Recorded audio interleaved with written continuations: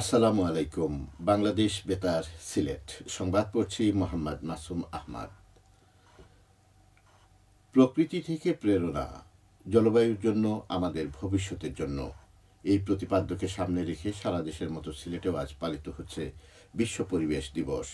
1972 সালে জাতিসংঘের মানবিক পরিবেশ সংক্রান্ত আন্তর্জাতিক সম্মেলনে গৃহীত সিদ্ধান্ত অনুযায়ী প্রতি বছর সারা বিশ্বের 100টিরও বেশি দেশে 5ই জুন বিশ্ব পরিবেশ দিবস হিসেবে পালিত হয়ে আসছে।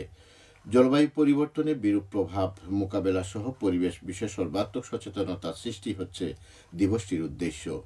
দিবসটি উপলক্ষে বাংলাদেশ সরকার এবং বিভিন্ন পরিবেশ উন্নয়নমূলক সংগঠন নানা কর্মসূচি গ্রহণ করেছে। এদিকে সরকারি বেসরকারি নানা আয়োজনে বিশ্ব পরিবেশ দিবস পালিত হয়েছে মৌলভীবাজারে।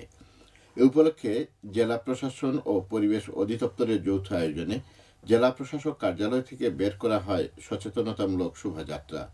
শোভাযাত্রাটি শহরের গুরুত্বপূর্ণ সড়ক প্রদক্ষিণ করে পুনরায় একই স্থানে এসে শেষ হয়।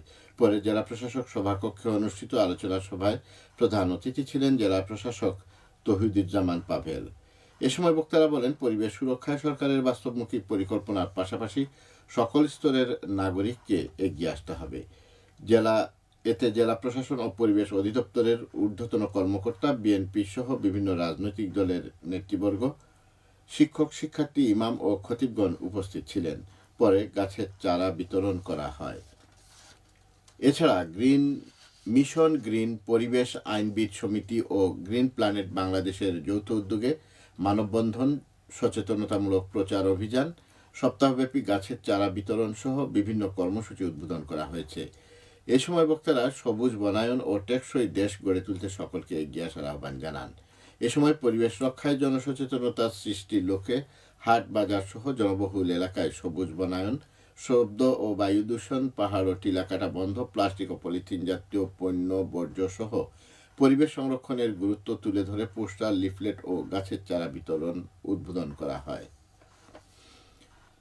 সিলেট চারখাই শেওলা স্থলবন্দর মহাসড়ক 4 লেনে উন্নীতকরণ প্রকল্প গ্রহণ করা হয়েছে। এতে প্রকল্পে ব্যয় ধরা হয়েছে 2,506 কোটি টাকা। প্রায় 43 কিলোমিটারের মহাসড়ক 4 লেনে উন্নীতকরণ প্রকল্পটি বাস্তবায়ন করবে সড়ক ও জনপথ বিভাগ। প্রকল্পের আওতায় ভূমি অধিগ্রহণ, মাটির কাজ, পেভমেন্ট নির্মাণ, পরামর্শক সেবা, কালভার্ট, সেতু, flyover, overpass, underpass, foot overbridge, পথচারী পারাপার, টোল প্লাজা নির্মাণ সহ এই মহাসড়কের উভয় পাশে ধীরগতির 2টি সার্ভিস লেন চালু করা হবে। প্রকল্পের কাজ সম্পন্ন হলে সিলেটের বিয়ানীবাজার, দক্ষিণ সুরমা, গোলাপগঞ্জ, কানাইঘাট, জকিগঞ্জ এবং মৌলভীবাজার জেলার বড়লেখা, জুড়ি ও কুলাউড়া উপজেলাবাসী উপকৃত হবেন। সিলেটের কোম্পানীগঞ্জ উপজেলার জনপ্রিয় পর্যটন কেন্দ্র ভোলাগঞ্জ সাদা পাথরে আগত পর্যটকদের নিরাপত্তা নিশ্চিত করতে ভোলাগঞ্জ 10 নম্বর নৌঘাট ব্যবহার করার আহ্বান জানিয়েছে সংশ্লিষ্ট কর্তৃপক্ষ। প্রকাশিত এক বিজ্ঞপ্তিতে তথ্য জানানো হয়। কালাইরাগ হয়ে বাংলাদেশ ভারত সীমান্ত সংলগ্ন পথ দিয়ে পর্যটকদের যাতায়াত সম্পূর্ণরূপে নিষিদ্ধ করা হয়েছে। পর্যটকদের নিরাপত্তার স্বার্থে এই সিদ্ধান্ত গ্রহণ করা হয়েছে। এবারে শুনুন কৃষি সংবাদ। বস্তায় আদা চাষে আগ্রহী হয়ে উঠছেন মৌলভীবাজারের কৃষকরা। চলতি মৌসুমে এই পদ্ধতিতে জেলার 7টি উপজেলায় 2,54,000 বস্তা আদা চাষ করা হয়েছে। স্বল্প খরচ, অল্প পরিশ্রম ও অধিক লাভজনক এই পদ্ধতিতে কৃষকরা ক্রমশ আগ্রহী হয়ে উঠছেন। এই পরিমাণ বস্তা থেকে 6,29,000 কেজি আদা উৎপাদিত হবে বলে আশা করা যাচ্ছে। এদিকে ক্লাইমেট স্মার্ট কৃষি প্রযুক্তি মেলা শুরু করা হয়েছে সিলেটের জৈন্তাপুর উপজেলায়। কৃষি অফিস সংলগ্ন মাঠে উপজেলা কৃষি অফিসারের কার্যালয়ে কৃষি খাতে আধুনিক ও জলবায়ু সহনশীল প্রযুক্তির প্রসার ঘটাতে 3 দিনব্যাপী এই মেলার আয়োজন করা হয়েছে। মেলায় 13টি স্টল অংশগ্রহণ করেছে। মেলা চলাকালে কৃষকদের জন্য বিভিন্ন প্রযুক্তি বিষয়ক পরামর্শ, প্রশিক্ষণ ও সচেতনতামূলক কার্যক্রম পরিচালিত হবে। খেলার খবর, ক্রিকেট।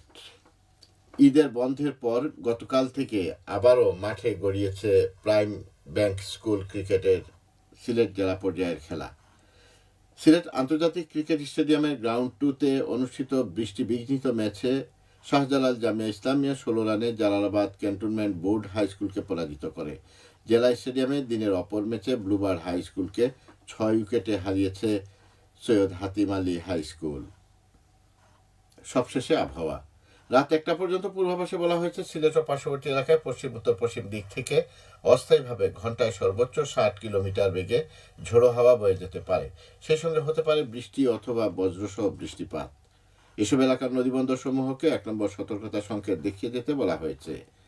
আজ সিলেটে সূর্যোদয় হয়েছে 5টা 2 মিনিটে এবং সূর্য অস্ত যাবে 6টা 38 মিনিটে।